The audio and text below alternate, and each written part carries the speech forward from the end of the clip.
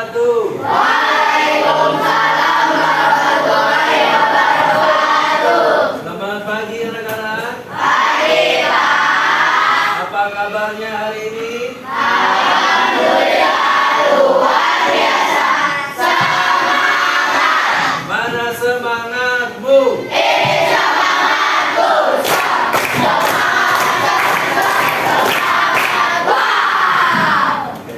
Baiklah anak-anak, sebelum memulai pelajaran, alangkah baiknya kita berdoa terlebih dahulu. Berdoa akan dipimpin oleh Ais. Pada Ais dipersilakan. Silakan Ais.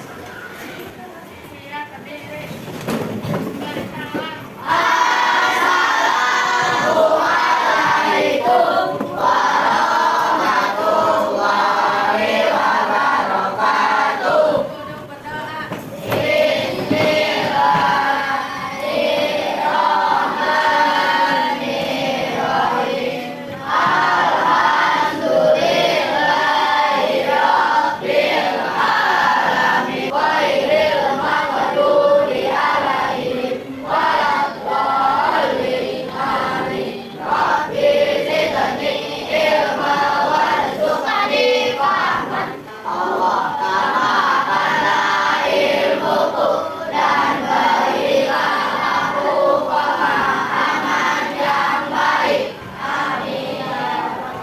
Amin ya rabbal alamin. Semoga kegiatan pembelajaran hari ini berjalan dengan lancar, dapat membawa memberikan ilmu yang bermanfaat untuk kita semua.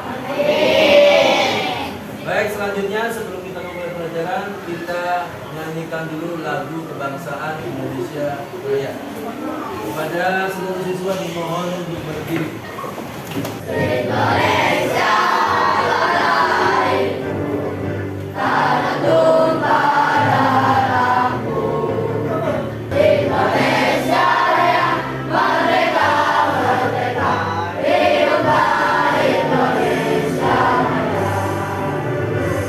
Ya, silakan duduk kembali. Anak-anak, hari ini kita akan belajar mata pelajaran coding dan kecerdasan artifisial. Ya, ini adalah mata pelajaran baru yang akan masuk pada kurikulum nasional, ya. Nantinya akan masuk di SD, SMP, dan SMA, ya. Sebelum Bapak jelaskan, sudah ada yang tahu apa itu coding? Coding tahu nggak? Ada yang tahu nggak? Siapa yang tahu? Tunjuk tangan. Apa? Script. Oke, bagus. Script. Oke. Ada yang lain? Ya, Sena menjawab script. Boleh tepuk tangan buat Sena. Selanjutnya ada kecerdasan artifisial. Ada yang pernah dengar? Kecerdasan artifisial. Mungkin yang sering kalian dengar adalah artificial intelligence atau AI. Pernah bermain AI? Nah, apa contohnya? Bagus. Apa lagi? ChatGPT, apa lagi? Gemini. Ya, Canva juga sekarang sudah include dengan AI-nya. Oke, bagus. Berarti kalian sudah ada pengalaman sebelumnya, ya. Oke, Bapak baik jelaskan tentang coding dan kecerdasan artifisial. Coding yang dimaksud di sini adalah tentang kegiatan memberi perintah kepada komputer agar dia bisa melakukan sesuatu sesuai dengan instruksi yang kita berikan. Ya, mungkin kalian yang sudah pernah menggunakan Cici, menggunakan Gemini, ChatGPT, sering ngasih perintah nggak? Betul nggak? Sebelum kalian ini kasih perintah dulu, apa maunya kalian? Ya, misalnya untuk membantu tugas sekolah atau membantu tugas-tugas yang lain. Oke, bayangkan kamu adalah kapten kapal, ya. Tahu kapten kapal? Tahu. Yang memimpin di sebuah kapal namanya kapten, ya. Dan komputer adalah anak buahnya, ya. Jadi komputer itu seperti anak buahnya.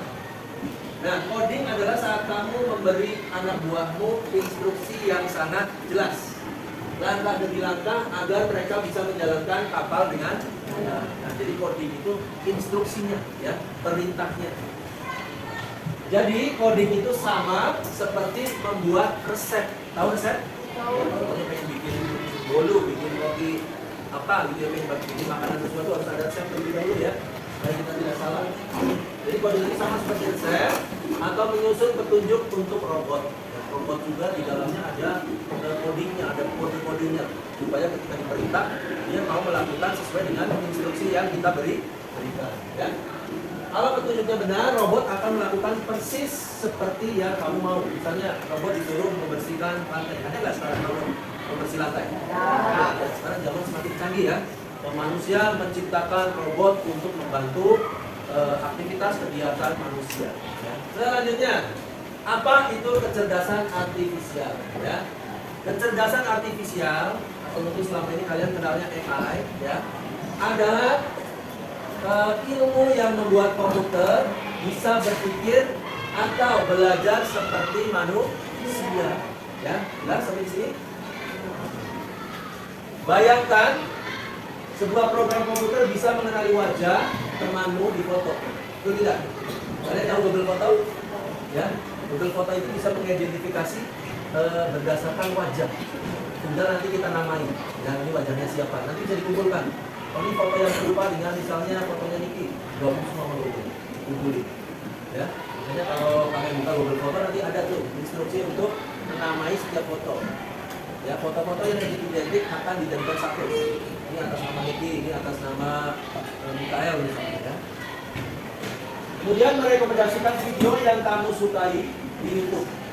Ya, kamu sering searching sesuatu, maka yang akan tampil di beranda videomu atau di beranda aplikasimu yang sering kalian cari. Itu namanya artificial, ya. Kemudian atau menjawab pertanyaanmu saat kamu bertanya pada asisten suara di HP. Punya asisten suara di HP? Apa contohnya?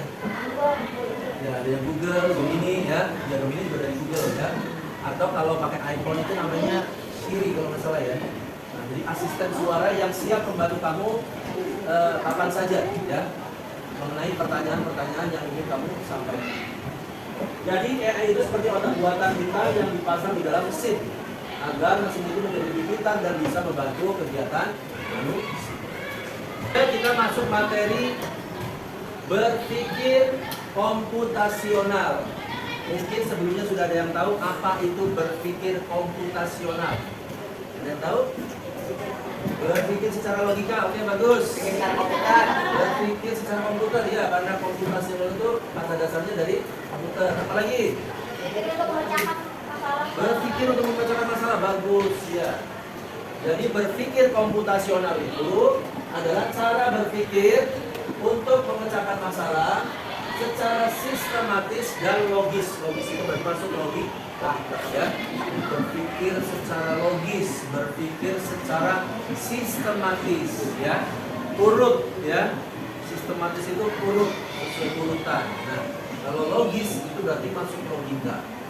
Dalam berpikir komputasional ada 4 pilar, ya. Apa saja? Yang pertama, komposisi. Yang kedua, yang ketiga, abstraksi. Dan yang keempat, algoritma. Sudah ada yang pernah mendengar kata-kata ini? Belum, ya? Yang sudah dan belum? Yang sudah pernah kalian dengar yang mana? Pola komposisi. Yang lainnya belum, ya? Oke, nanti Bapak jelaskan apa itu dekomposisi, apa itu pengenalan pola, apa itu abstraksi, dan apa itu algoritma.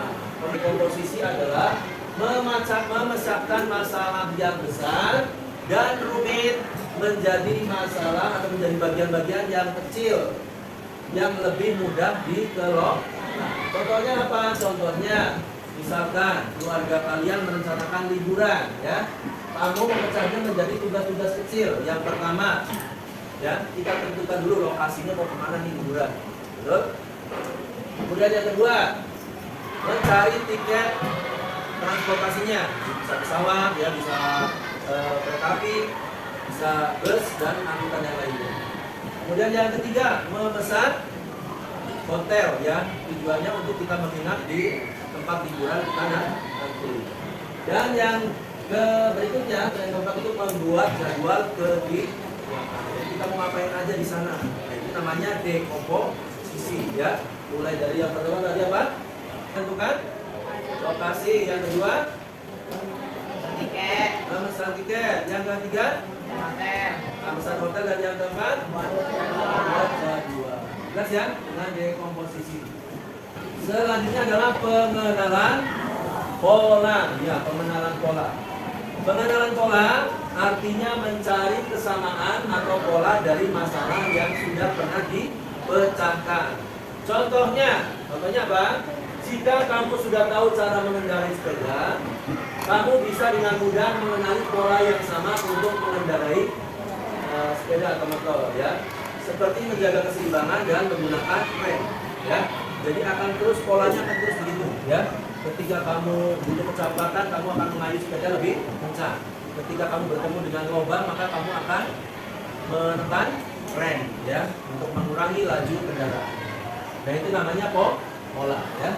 Selanjutnya apa yang ketiga? Yang ketiga adalah abstraksi. Abstraksi itu apa anak-anak? Ya, boleh dibaca, baik. Abstraksi adalah Fokus pada informasi yang penting dan mengabaikan detail yang tidak perlu.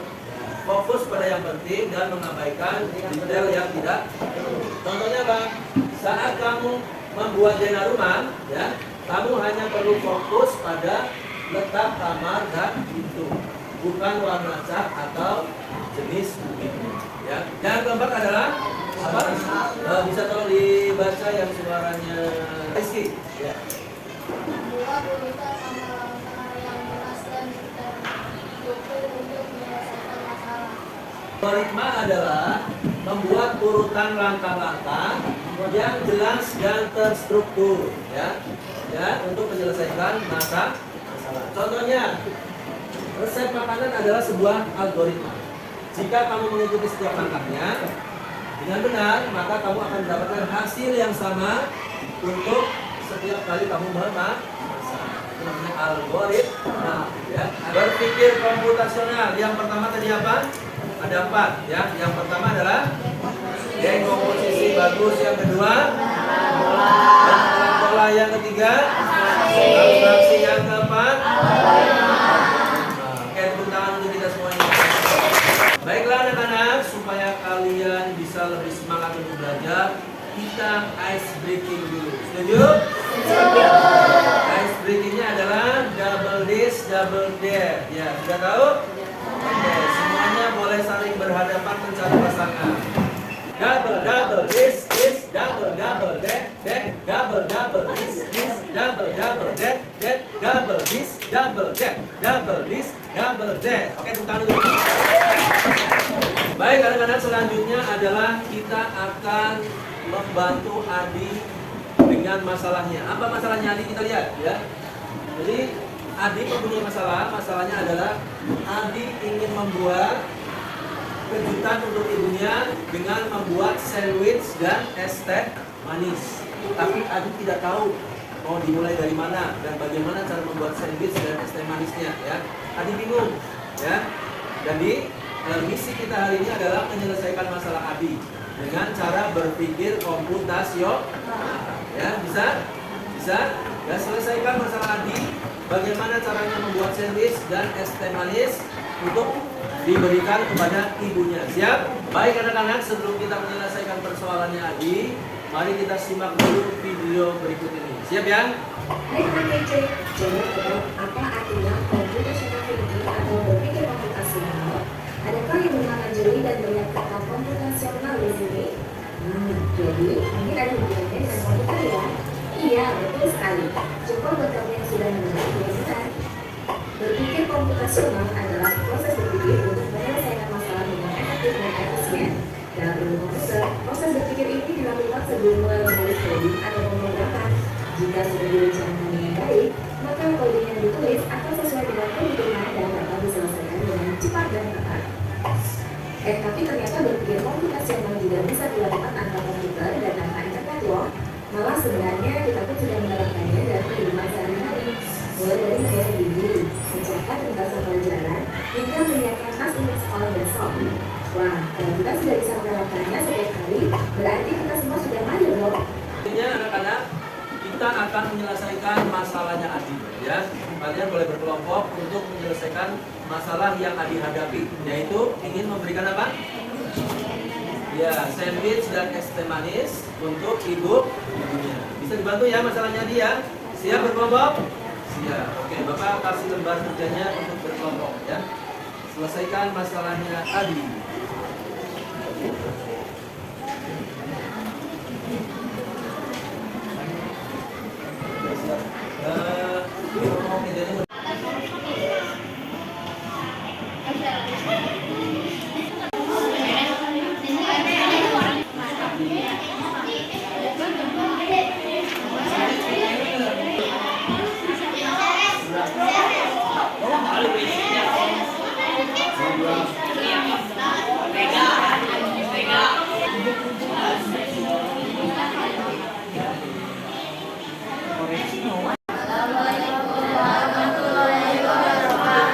Kami dari kelompok 3 akan presentasikan cara membuat sandwich.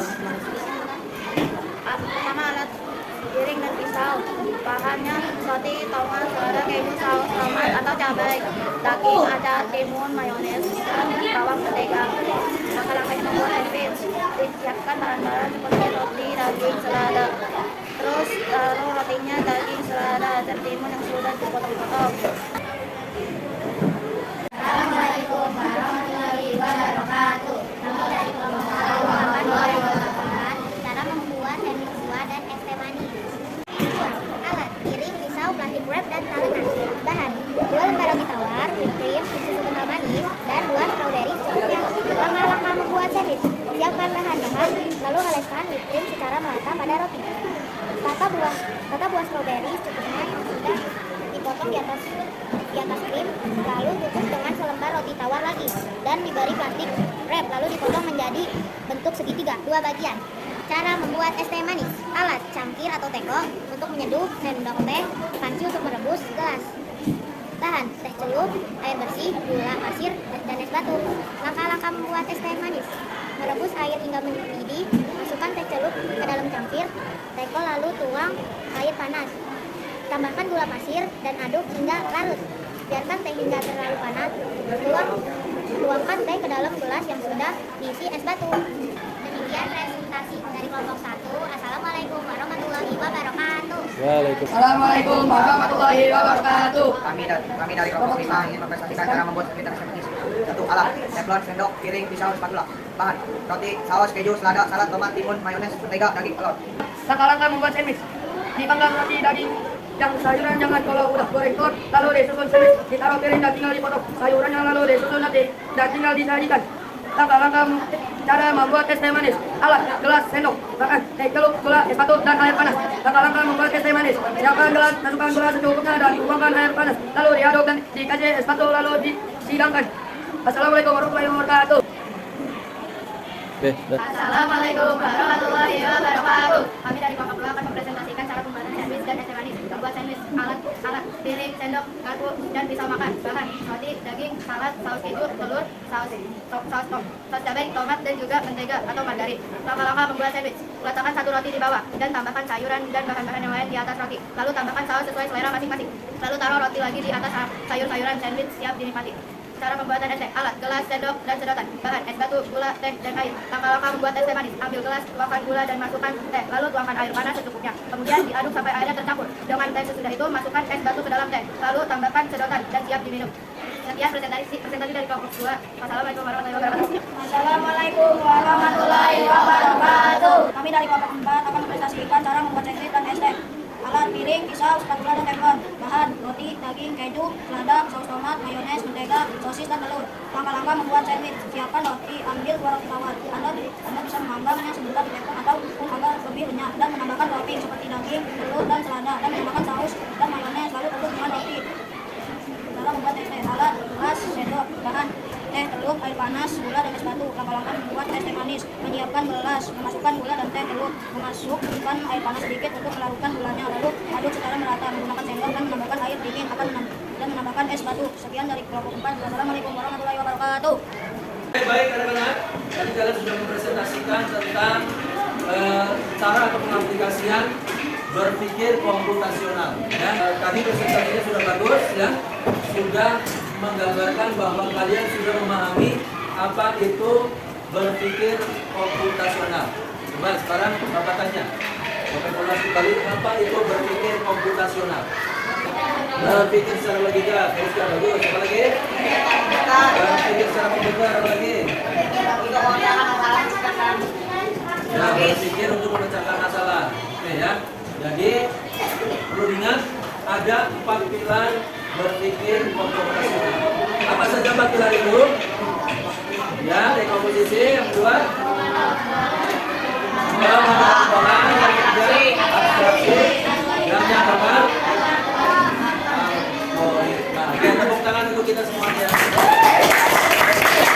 Baik anak-anak, selanjutnya kita akan bermain game dan quiz ya. Nanti perwakilan tiap kelompok maju satu.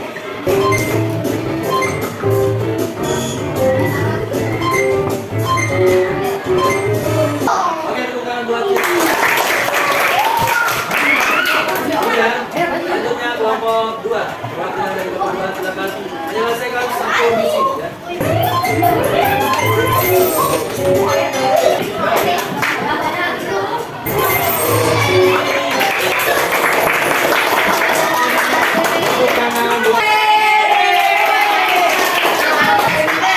Sekarang kita masuk ke tahap refleksi ya. Sebelum refleksi, Bapak ingin tanyakan kembali. Bapak kasih satu pertanyaan atau 2 pertanyaan ya. Bapak akan memberikan beberapa pertanyaan.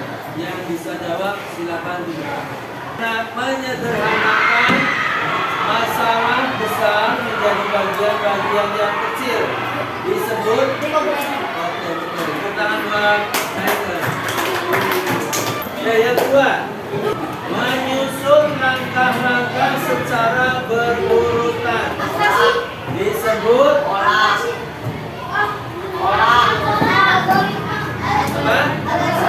Ya, algo. Oke, tepuk tangan buat kita semuanya.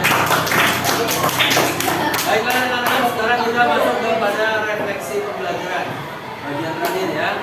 Oke, Bapak ingin bertanya, apa yang sudah kalian pelajari hari ini? Apa? Ya, apa lagi? Berpikir secara komputasional, apa lagi? Dekomposisi, apa lagi? Algoritma, abstraksi, pengenalan pola. Ya, apakah pembelajaran hari ini menyenangkan? Apakah kalian sudah paham dengan materi yang disampaikan? Itu kita tepuk tangan untuk kita semua.